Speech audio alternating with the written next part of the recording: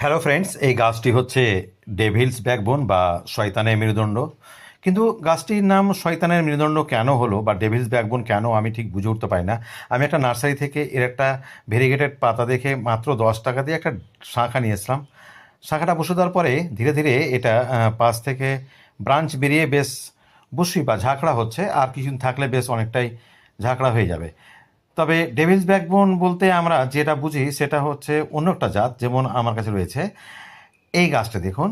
এটা শয়তানের মেরুদণ্ডই বলুন বা মানুষের মেরুদণ্ডই বলুন না কেন, ঠিক তেমন মনে হচ্ছে। পাতাগুলো পক্ষল, অর্থাৎ একই সঙ্গে দু জায়গাতে বেরিয়েছে দুই সাইড থেকে। আর এইটা কিন্তু আপনার ডেভিলস ব্যাকবোন ভেরিগেটেড এটাও। তবে এটা খুব সহজলভ্য, আর শীতকালে পাতাগুলো ঝরে যায়। আর যখন নতুন পাতা বেরোয় একটু পিঙ্কিশ বা গোলাপি রঙের এবং ছোটো ছোটো ফুল হয়। তো বন্ধুরা, পছন্দ হলে অবশ্যই লাইক শেয়ার করে